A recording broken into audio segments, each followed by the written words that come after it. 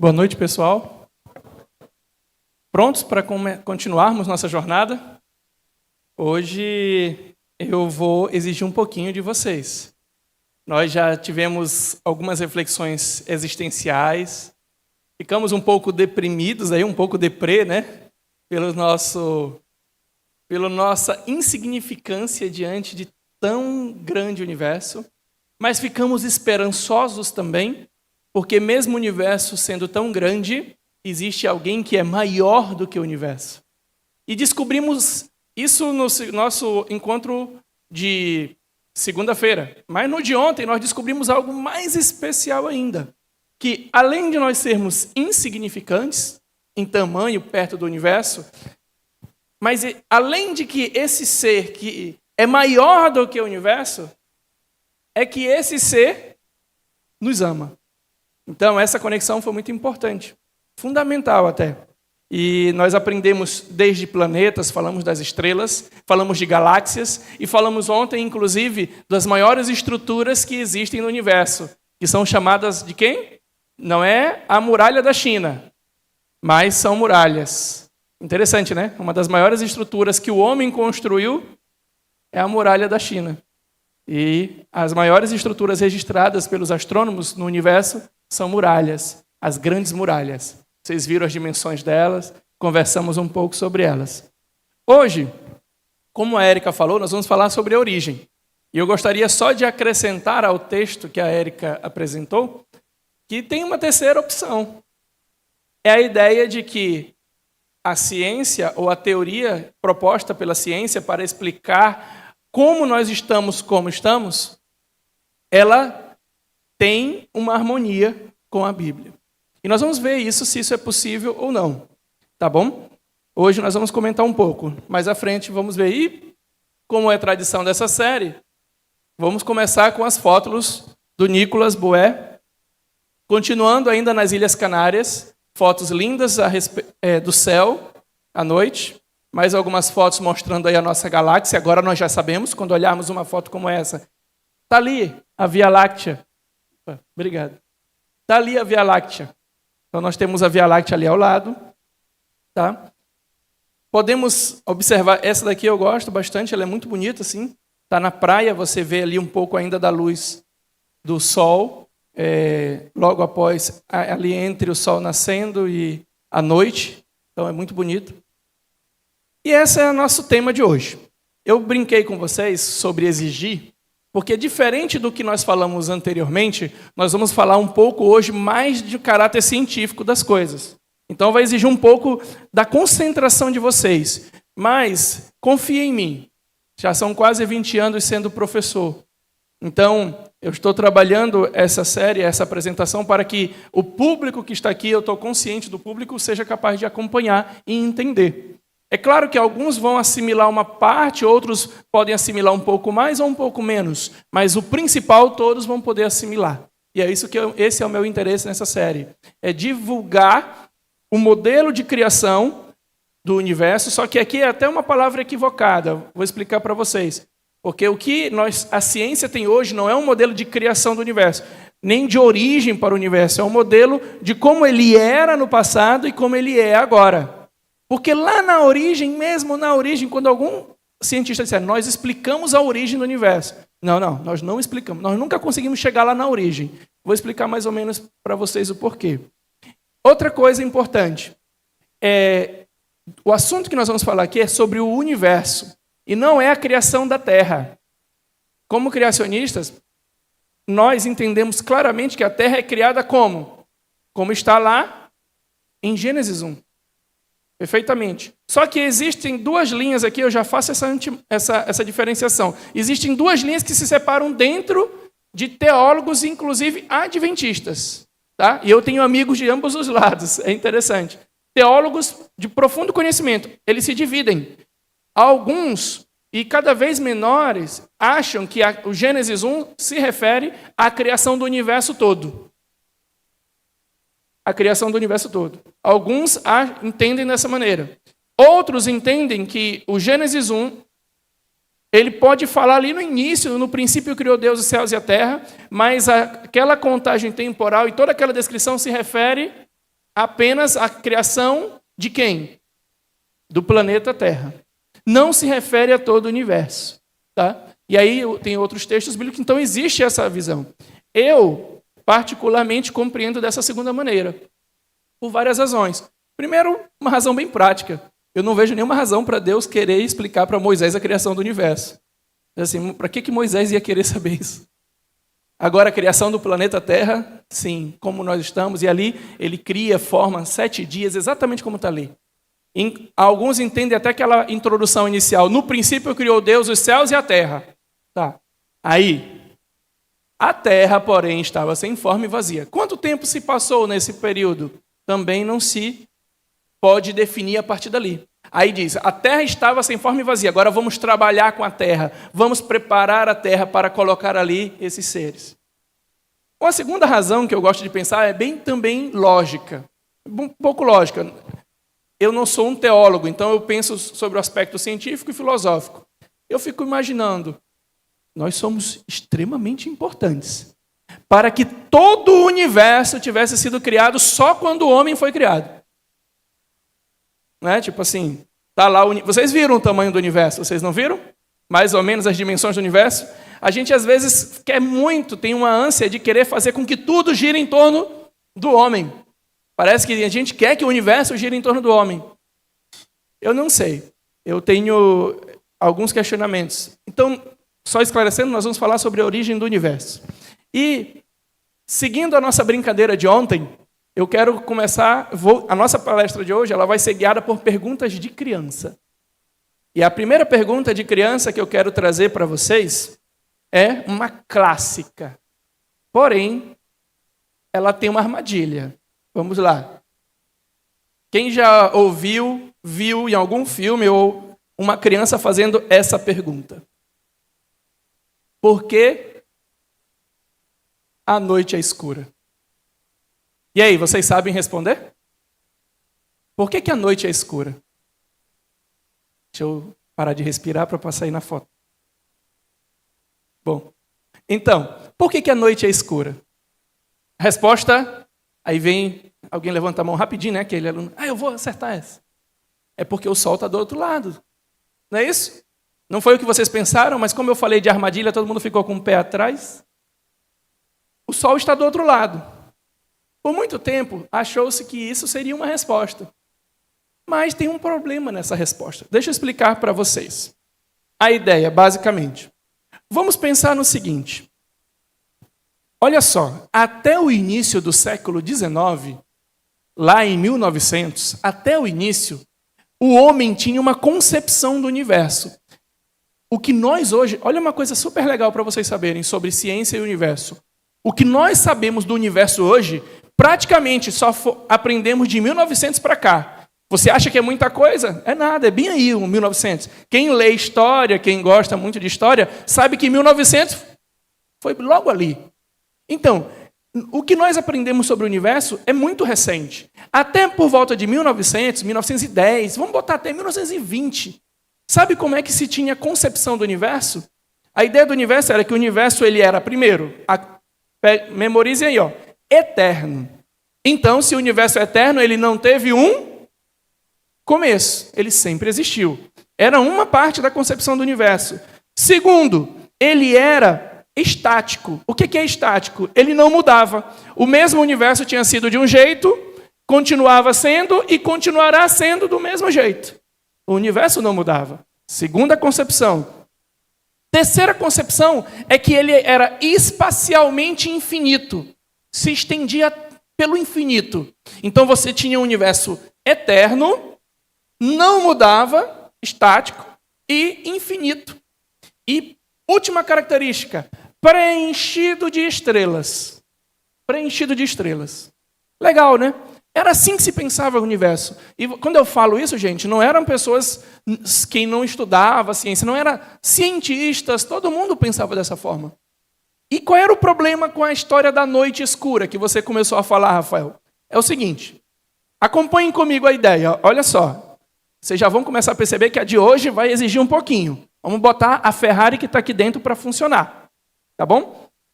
Seguinte, se o universo é eterno, e ele é infinito, para onde eu olhar, eu vou encontrar ele é infinito e preenchido por quem que eu disse?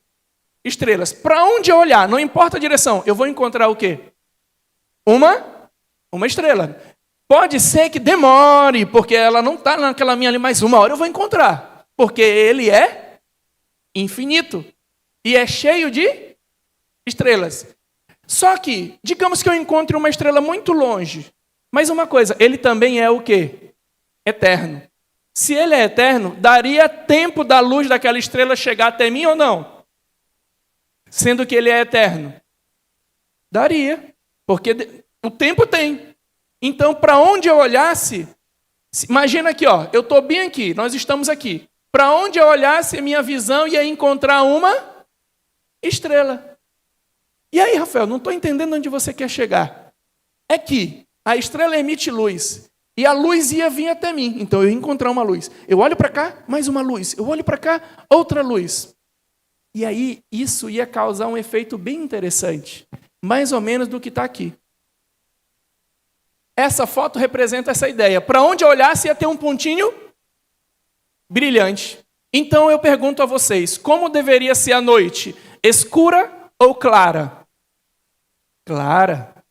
Para entender essa ideia, é só você imaginar aquelas figuras de campos de girassóis. Quando você olha de perto, tem um girassol aqui e aqui. Mas quando você olha de longe, não fica tudo amarelinho? Pois é, era para o céu ser todo branquinho assim. Porque para onde eu apontasse, eu veria uma... Mas tem um problema. A noite não é assim. Ela é escura. Por isso que isso se chama um paradoxo. Era para ser clara, mas ela é escura. Como é que eu resolvo esse problema? E aí eu tenho que pensar. Isso foi tão sério. O nome desse paradoxo é esse, paradoxo de Olbers. Olbers pensou nisso. E aí... Para se pensar numa resposta, aí eles pensaram naquelas características do universo. Lembram que eu falei? Aí a primeira, deram uma seguinte resposta. Olha, a noite é escura porque, apesar de ter estrelas, também existe poeira no universo. E a poeira impede que a luz das estrelas chegue até nós. Tudo bem. E é verdade, existe poeira no universo, mas tem um problema. Quando você considera a poeira e você considera o tempo de vida do universo, quando a luz bate... Com o tempo, essa poeira iria aquecer, iria brilhar. E voltaria a ter luz no universo. Entenderam? Esse problema não era resolvido assim. Aí eles pensaram, não, é o seguinte, na verdade o universo não é estático. Ele está se expandindo, e aí a luz que vem das estrelas muito distantes vai perdendo força, e não chega aqui. Pois é, consideraram essa resposta. Fizeram as continhas e descobriram que não explica o problema. E aí só sobrou uma coisa. O universo talvez não seja eterno. Aí começou. O universo talvez não é eterno. E aí a gente vai então fazer a próxima pergunta de criança. Se o universo não é eterno, teve um momento em que ele surgiu. Teve um momento em que ele surgiu. E aí como é que a gente se pergunta agora, como é que surgiu o universo? Da onde é que veio essa ideia? Para entender isso, vamos hoje ter um pouquinho de reflexões sobre algumas características da luz das estrelas e do universo. E a primeira característica que eu quero passar para vocês é essa daqui. Ó. Olha só, bem legal aqui para vocês. Aqui o nome, esse aqui é o Vestor Slipher. Foi o primeiro que observou isso. O que é que você está vendo aqui, esse arco-íris, Rafael? É o seguinte, deixa eu explicar para vocês. Bem fácil. Qualquer coisa que emita luz, se você pegar a luz do sol e você atravessar ela em algumas lentes, ela atravessa e fica colorida assim, ó. Fica um arco-írisinho. Só que acontece o seguinte, se essa luz que é colorida atravessar algum elemento químico, algum gás, alguma coisa, esse gás ele puxa um pedacinho da luz e cria isso aqui, ó. Vocês estão vendo essas sombras? Essa sombra é porque ele atravessou algum material e ele pegou um pouco da luz. Entenderam a ideia? Basicamente é isso. Só que, olha que legal isso aqui. Ó. Vocês estão vendo uma coisa em comum? O que está acontecendo com essa mancha? Comecem daqui de baixo. O que vai acontecendo com essa mancha? Vocês estão vendo ela se deslocando para a direita? Por que ela está se deslocando, Rafael? Que interessante. Sabe o que é? Essa de baixo é uma luz que veio de uma estrela bem próxima a nós. Essa de cima é de uma galáxia, um pouco mais distante. Essa luz aqui é de uma galáxia ainda mais distante. E essa daqui é de uma galáxia mais distante. O Vestor Slipher, ele observou o seguinte, que a luz das galáxias ficava sofrendo esse deslocamento para onde? O vermelho, estão vendo? Aí você disse, e aí? O que tem a ver? É que a física já conhecia esse efeito. Só que ela não sabia que isso acontecia com as galáxias. E aí, esse efeito é mais ou menos o mesmo que acontece aqui, ó. Olha que legal. Quando você tem uma lanterna, e essa lanterna está se movendo a uma alta velocidade, quem está na frente da lanterna vê a luz da lanterna mais para o tom de quem? Vermelho. Está vendo aqui, ó? Aí vai ficando, olha só, desculpa, troquei. Quem está na frente vai vendo, saindo do vermelho, virando para o... E quem está atrás, se afastando, sai do azul e vira para o... E isso é tão comum que vocês veem isso todos os dias, quando passa um carro buzinando perto de você. Chama-se efeito Doppler. Quando você tem um carro vindo, vamos pensar numa ambulância, o som da ambulância ele vai ficando mais agudo. Mais agudo. Quando passa de você, ele vai ficando mais grave. Está entendendo? Esse efeito acontece também com a luz, porque a luz, assim como o som, a luz também é uma onda. Simples. O que o Vestor Slipher observou é que isso acontece com galáxias. E aí, Rafael, o que tem isso? Guarda essa informação bem aí na sua caixinha do lado, bota bem assim do lado, e eu vou te falar sobre outra coisa para você entender de onde veio a ideia da origem do universo. A outra coisa é o seguinte. Olha que legal. Esse senhorzinho famoso, chamado Albert Einstein, ele conseguiu nos ensinar uma coisa muito maneira, muito bacana, sobre gravidade. O que ele nos ensinou sobre gravidade? O que a gente aprende na escola? Por que eu me jogo para cima e, de repente, eu caio? O que a gente aprendeu na escola? Que eu sou puxado por causa de quem? Da força da gravidade. Ok, legal, perfeito. Isso serviu por muitos anos para a gente entender. Só que quando você vai tentar entender o movimento dos planetas, isso não é o bastante. Einstein observou que era preciso uma nova teoria para explicar isso aqui. E como é que o Einstein explicou? Olha que legal. Olha que maneiro como ele fez. Vocês vão me ajudar aqui. Eu não tenho equipamento, então vocês vão fazer um exercício de imaginação, que é uma das ferramentas mais poderosas que Deus nos deu. Não, é a mais poderosa de todas. É a imaginação. Imaginem que a gente estique aqui um grande tecido, tá? Cada um puxa um grande tecido, uma cama elástica. Aí imagina que outra pessoa pega uma bola de boliche, aquelas bem pesadonas, joga na cama elástica. Jogar? Imaginaram? O que é que essa bola vai fazer com a cama elástica? Afundar. Não vai afundar? Beleza. Aí, agora você pega uma petequinha e joga aquelas bolinhas de gude e joga em cima da cama elástica, para tentar fazer ela cruzar a cama elástica. Ela vai em linha reta? Não, ela vai fazendo assim, não vai? Porque tem meio que um buraco ali, não tem? Uma deformação. Vocês pegaram a ideia? Está aqui o desenho. Ó. O Einstein, ele conseguiu explicar que a gravidade, em vez de ser uma força puxando, poderia ser entendida como uma deformação no espaço. E isso, aí você diz, Rafael, que doido isso. Isso é verdade? Não só era verdade, como foi provado aqui no Brasil e aqui do lado, no Ceará, que era verdade. Como assim? Ele disse o seguinte, ó, se eu estou falando a verdade, aí ele fez umas contas e disse, quando houver um eclipse, tem uma posição de uma estrela, ela vai mudar. E ele fez isso aqui, mais ou menos o esquema. A estrela estaria aqui. Vocês lembram que aqui é o Sol. O que acontece? O Sol vocês lembram que o Sol é pesadão? Nós falamos sobre isso, ele é bem grandão, pesado. O que acontece, então, com o espaço ao redor do Sol? Que nem a cama elástica. O que acontece? Ele deforma. Então, a luz dessa estrela não ia vir em linha reta. Vocês concordam? ela ia fazer uma curva. Pegaram a ideia? Ia fazer uma curva. Se ela ia fazer uma curva, a estrela ia estar aqui. Mas quem olhasse daqui da Terra a estrela ia achar que ela estivesse em outra posição. Perceberam? A luz que veio da estrela faz a pessoa pensar que ela está ali e não lá atrás. A posição da estrela ia mudar. Einstein fez as contas e não é que ele acertou? A posição da estrela mudou. Portanto, a relatividade de Einstein estava certa. E aí, e onde isso entra sobre o universo?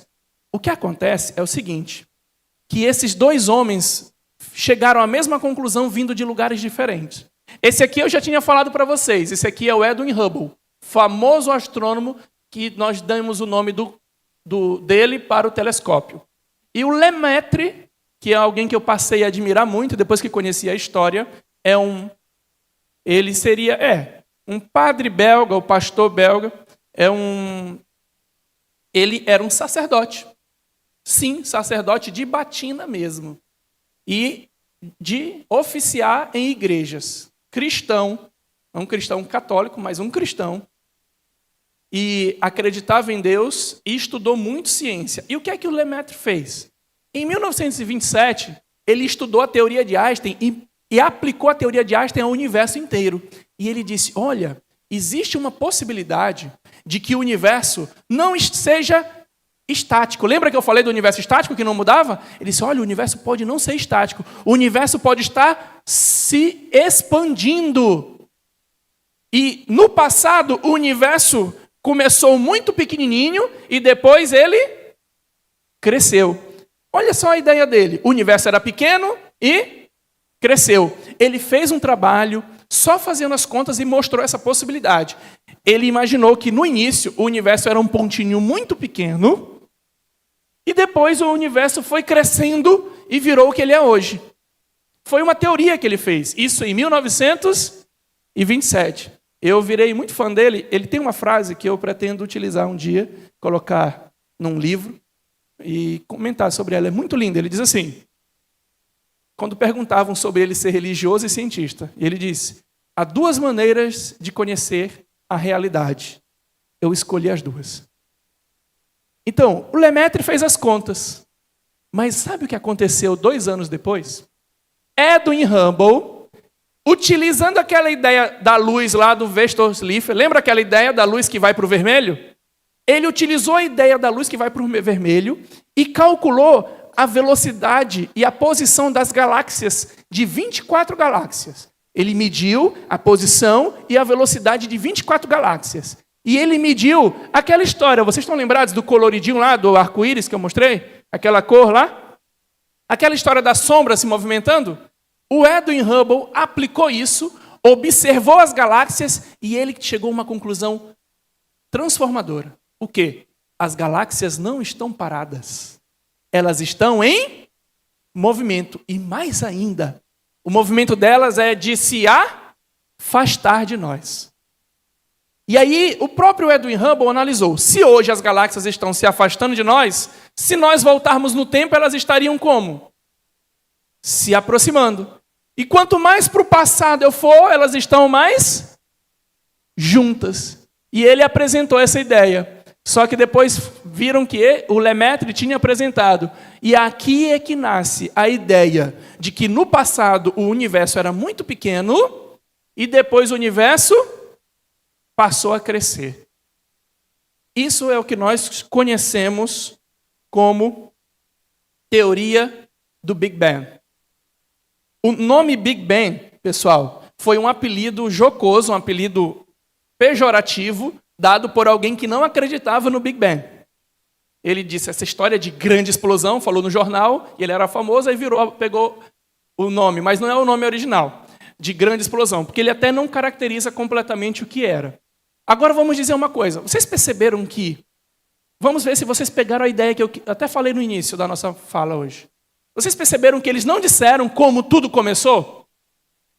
Eles só disseram que tudo no começo era muito pequeno e depois cresceu. Em nenhum momento eles vão lá e dizem assim, olha, aconteceu isso e cresceu.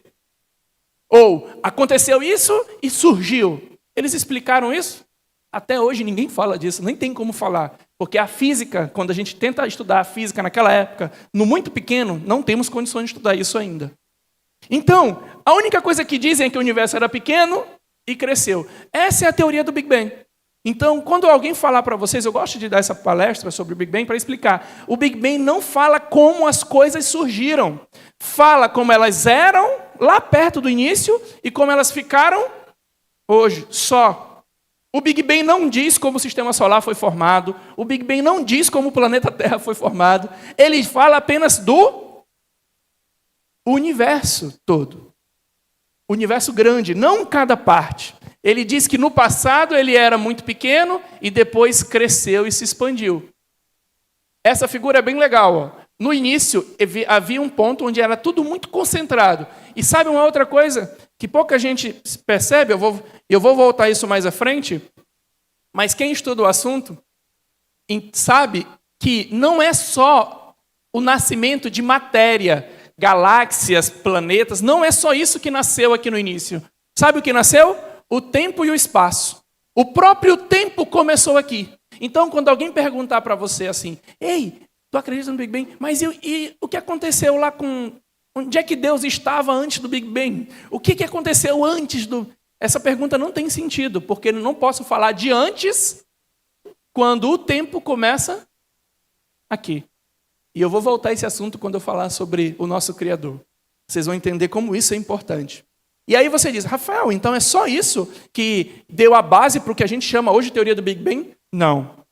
Além de explicar por que a noite é escura, o Big Bang nos ajuda a explicar um outro problema que a ciência não conseguia explicar. Olha só, quando você mede os componentes do universo, você percebe que a maior parte dos componentes do universo, 3/4 dele, é apenas formada por quem? Hidrogênio. E 1/4, quase 1/4, é de quem? Hélio. Aqui é o átomo de hidrogênio, aqui é o átomo de hélio. Tem 2 prótons e 2 nêutrons no núcleo, e 2 elétrons girando. E o resto, Rafael? Mas, Rafael, eu sou formado de carbono, oxigênio, essas coisas. Tá, eu sei. Esse restante é só isso aqui, ó. Em termos do universo.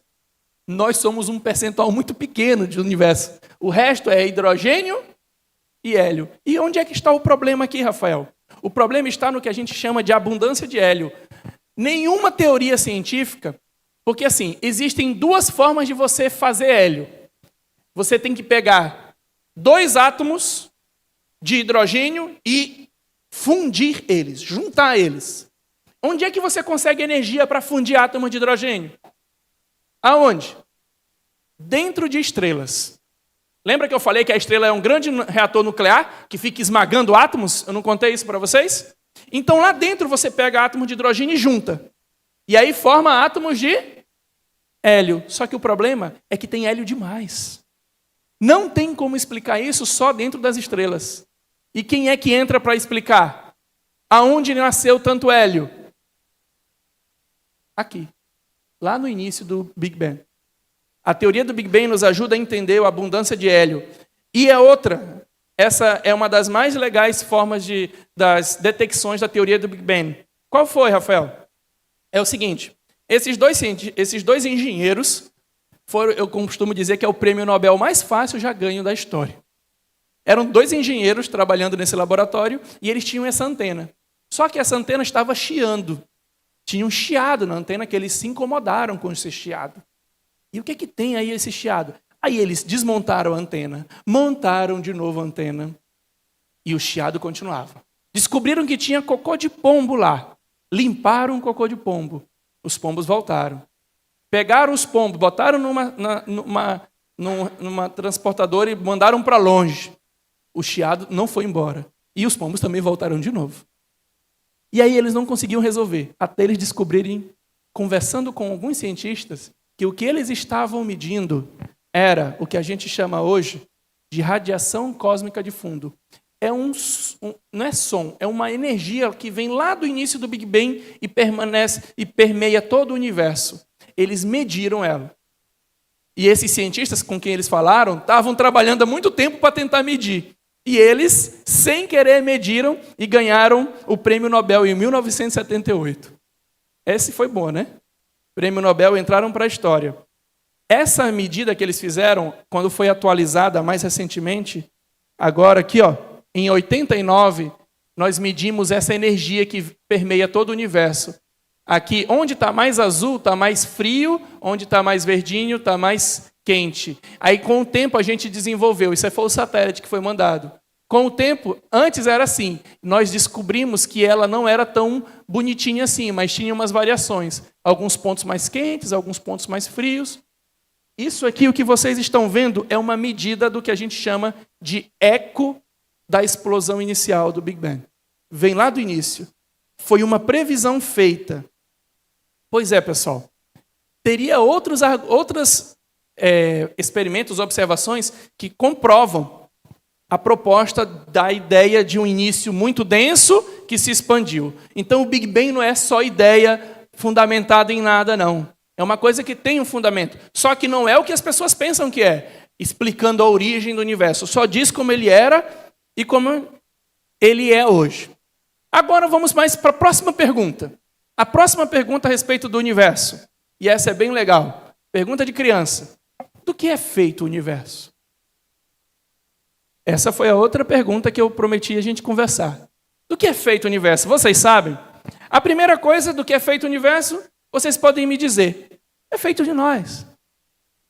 É feito do mesmo material que eu sou. O que é que nós temos? Átomos. Não temos átomos? Nós temos átomos. Elétrons, prótons, nêutrons, galáxias. Matéria comum, galáxias, elétrons, prótons e nêutrons. Isso é o universo, é feito. Era assim que se pensava até alguns anos atrás. Aí vou mostrar para vocês uma das informações que mais deixam as pessoas surpresas. Prestem muita atenção. Tudo que você conhece, nós chamamos de matéria comum, matéria bariônica. Átomos, elétrons e prótons. Elétrons, prótons e nêutrons. Os átomos. Só que o problema é que... Deixa eu explicar para vocês essa imagem. Aqui é uma galáxia. O problema é que eles foram medir... Começou aqui. Eles foram medir a velocidade das estrelas que estavam girando na galáxia. E eles... Acompanhem comigo, como eu disse para vocês, confiem em mim. É bem interessante para vocês entenderem. As estrelas giram ao redor da galáxia. Lembra?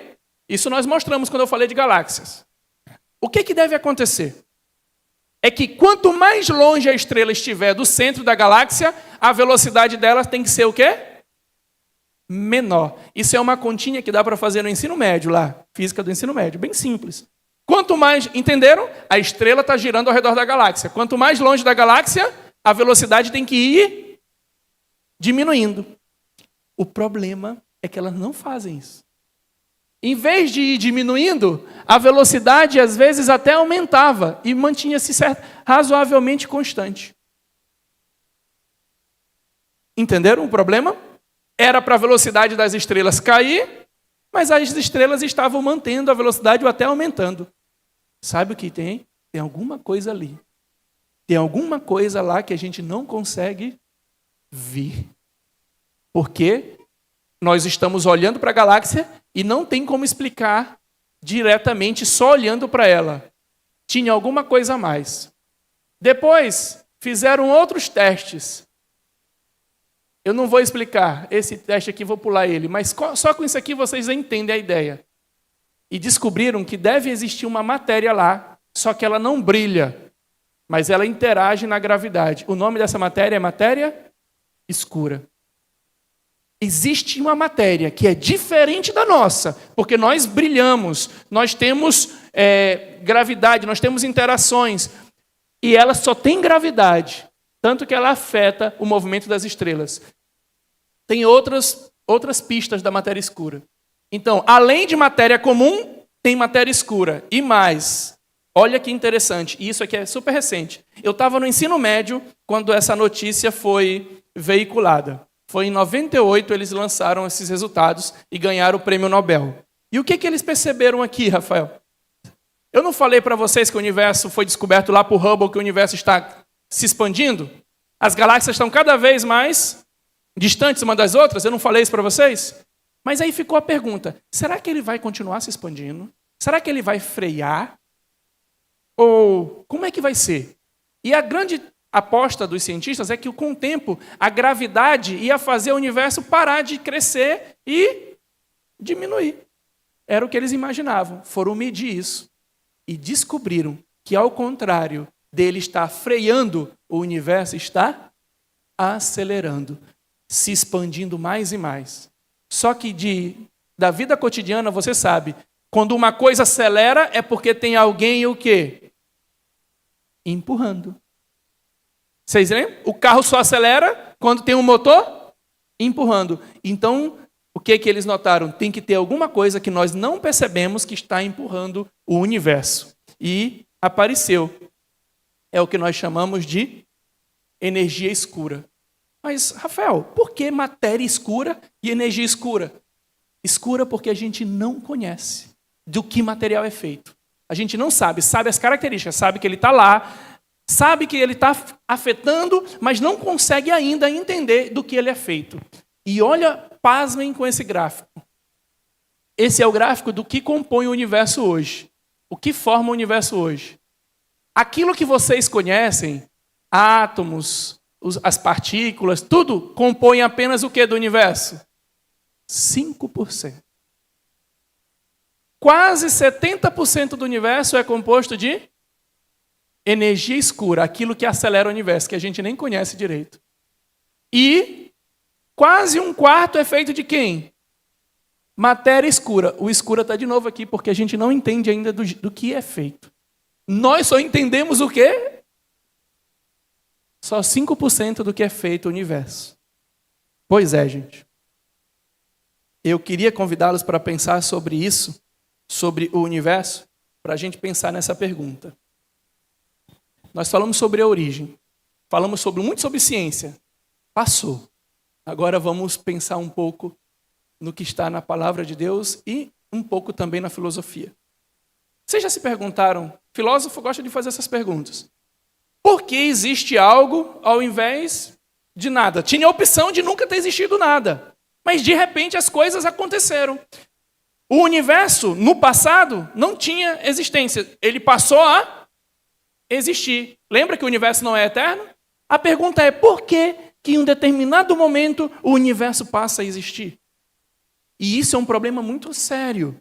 Olha só, eu vou colocar aqui para vocês, acompanhem a citação de muitos cientistas perplexos com essa questão. E deixa uma curiosidade sobre o Big Bang. Hoje, muitos religiosos são contra o Big Bang por achar que ele vai contra a Bíblia. É interessante que, no passado, quem era contra o Big Bang eram os cientistas. Porque diziam, não vamos aceitar o Big Bang, porque ele faz alusão a teorias religiosas. Olha que mudança de pensamento. No passado, os cientistas criticavam o Big Bang porque dizia que ele fazia alusão à criação, ao Gênesis. E eu vou mostrar alguns textos aqui. Hoje, há religiosos que acham que rejeitam o Big Bang porque dizem que ele é ateu. Se o Big Bang fosse uma pessoa, ele ia dizer, poxa, se decidam, quem eu sou? Pois é. O problema de um começo. Existe um problema grave na questão do começo. E olha o que Arthur Eddington, que foi um astrônomo famoso, ele disse, filosoficamente, a noção de um começo da presente ordem da natureza é o que para ele? Repugnante. Eu gostaria de encontrar uma maneira genuína de... É assim que eles pensavam na época. Essa história de dizer que o universo teve um começo, isso é um absurdo. É repugnante. Começo, eles já entendiam quais são as implicações de dizer que o universo tem um começo. Vocês sabem quais as implicações. E, continuando, um outro cosmólogo, Barry Parker, ele diz o seguinte, se aceitarmos a teoria do Big Bang, e a maioria dos cosmólogos agora aceita, então, algum tipo de quê, gente? De criação é forçada sobre nós. Então, eu tenho que pensar numa criação. Houve uma criação. E continua.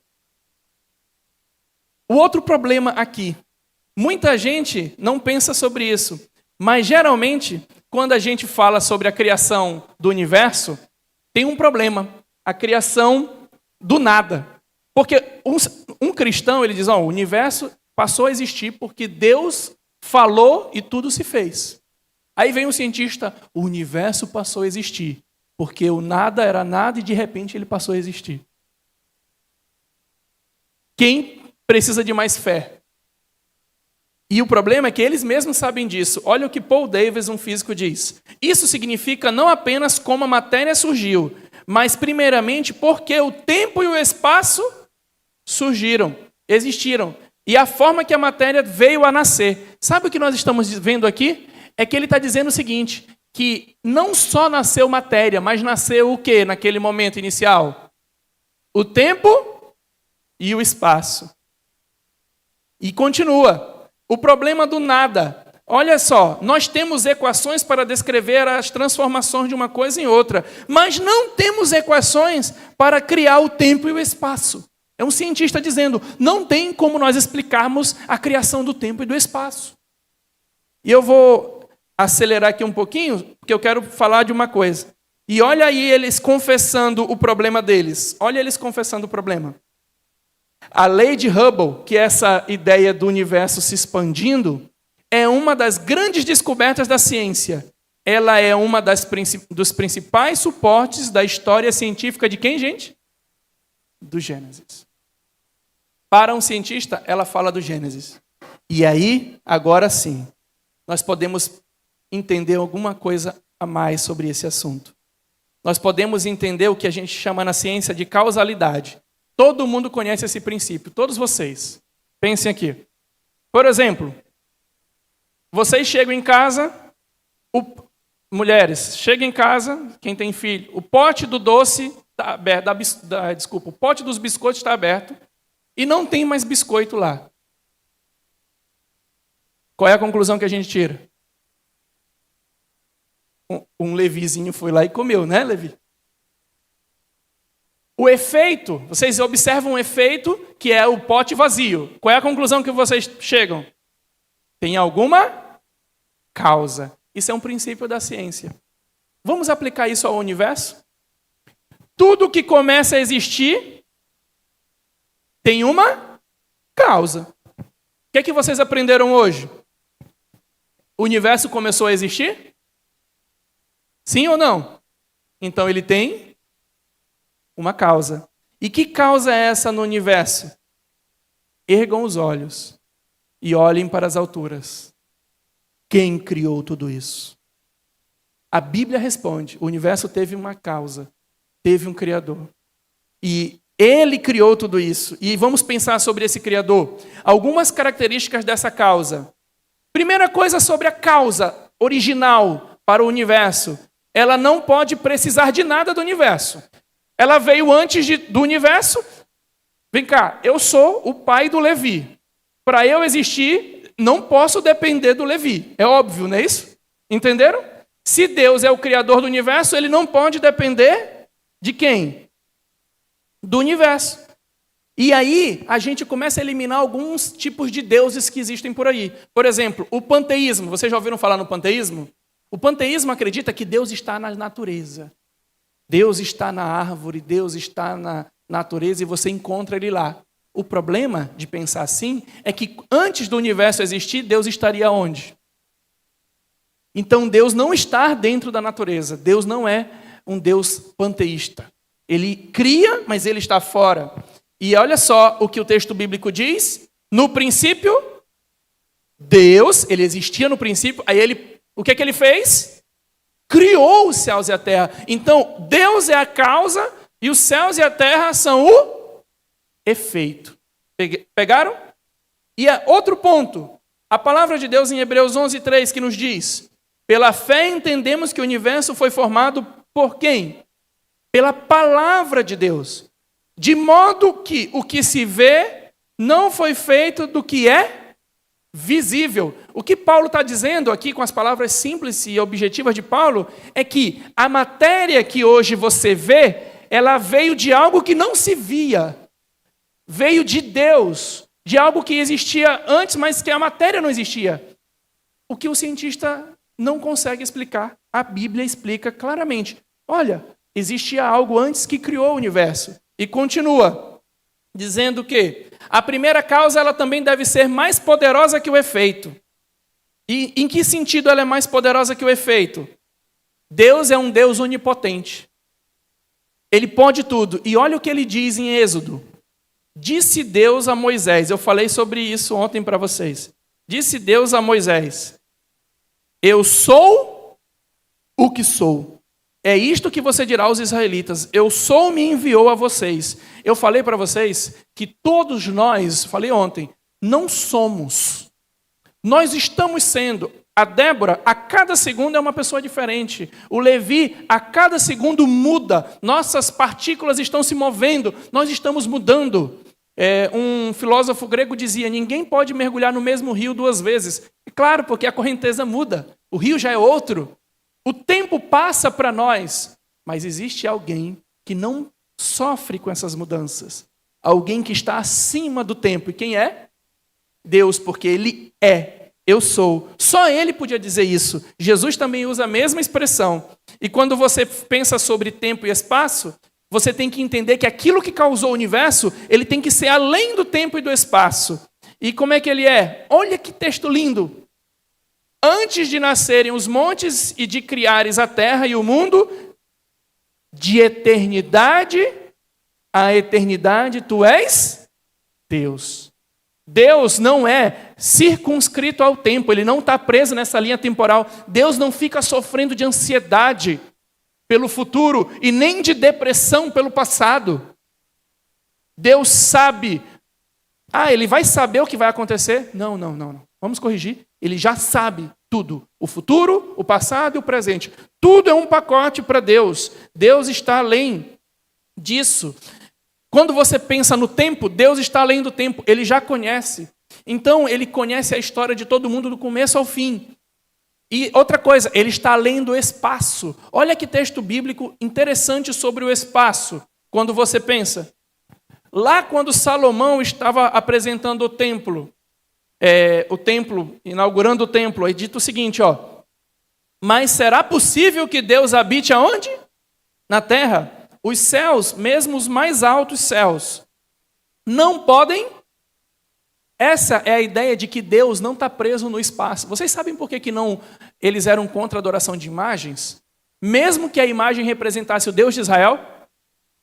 Porque havia um princípio muito claro na mentalidade judaica de que Deus não pode ser restrito a uma imagem. Deus não pode ser aprisionado em nada.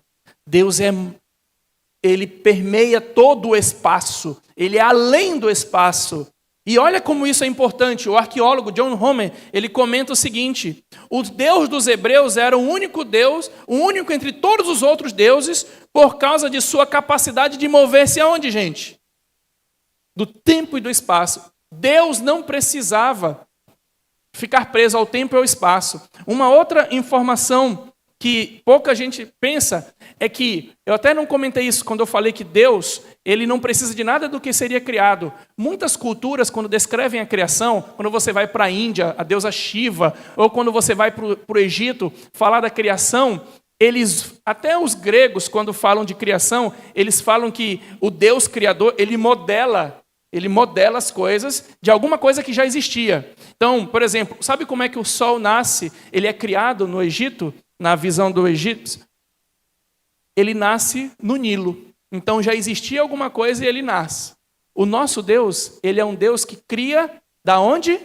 Do nada. E são pouquíssimos casos religiosos onde o Criador cria do nada. Só a comunidade judaica, só a visão judaica e uma visão lá da própria região semítica que diz também de um Deus que cria do nada. A maioria imensa de todos os outros deuses precisam de algo para criar. E isso é muito interessante. Outra coisa, o Criador deve conhecer todas as coisas. E olha o que a Bíblia fala. A Bíblia não, o Stephen Hawking e depois o texto bíblico. Se o universo é governado por leis racionais, e eu acredito que seja, ele diz, então essas leis deveriam se encaixar em alguma estrutura única. O que é estrutura única? Quando você brinca de quebra-cabeça, você olha para as pecinhas e vai montando, você não percebe que elas montam uma estrutura, uma imagem? Quem estuda ciência percebe que as coisas se encaixam. E elas vão montando uma imagem. Mas por que o quebra-cabeça monta uma imagem, gente? Me explique aí. Por que ele monta uma imagem? Pensem de maneira bem simples. Porque quem criou pretendia que fosse assim. Já planejou que fosse assim. Ele sabia o que ele queria. Deus sabia o que ele queria. Olha o que a Bíblia diz. Eu sou o princípio e o último, o princípio e o fim, o primeiro e o último, o princípio e o fim. Deus sabe de tudo, do começo ao fim. E talvez uma das mais, a mais importante de todas. O Criador, ele é pessoal. Ele tem identidade própria. E a Bíblia diz o seguinte: criou Deus o homem, e a imagem de Deus o criou. Homem e mulher o criou. Você é um ser pessoal. Cada um de vocês tem uma identidade. Cada um de vocês tem uma existência única. E isso reflete a nossa origem de um Deus pessoal. Um Deus que tem identidade. Um Deus que nos criou, reflexo dele. E isso é uma explicação que ciência nenhuma até hoje consegue. A ciência, assim como não consegue explicar como a vida surge de algo que não é vivo, de uma pedra, a ciência também não consegue explicar como a personalidade, a pessoalidade, a consciência surge de algo que não tem consciência. E a Bíblia diz, nós temos consciência porque somos a imagem de Deus. Essa citação dele diz, parecem que ter sido ajustadas para que a vida fosse possível. Foi. E eu vou fechar com essa pergunta aqui. Uma pergunta de alguém que não acreditava no Big Bang. Uma pergunta de um ateu. O que não podemos entender é por que, olha a pergunta dele. Na verdade, é uma reflexão. O porquê Deus, o que está dizendo? Que não precisa do mundo, teria razões. Já se perguntou isso? Por que um Deus perfeito, infinito, pessoal, autossuficiente, criou? Eu tenho a resposta. O Muniz tem a resposta. Cada um de vocês que tem filhos tem a resposta. Eu vou fazer uma pergunta. Você precisava ter um filho? Estava passando fome, aí eu vou ter um filho para ele trabalhar para me ajudar. Você tinha vida antes de ter um filho? Tinha. Você ia morrer se o filho não nascesse? Não. Ou você teve um filho para conseguir fazer um transplante de órgãos e poder viver, alguma coisa assim? Não, né? A gente precisa do filho antes dele nascer? A gente não precisava. Vamos pensar de maneira clara. Ninguém precisa. Nossa vida não depende da existência de ter um filho ou não. Mas a gente continua escolhendo ter filhos. Para quê? Só para amar. Só para fazer feliz. Só para cuidar.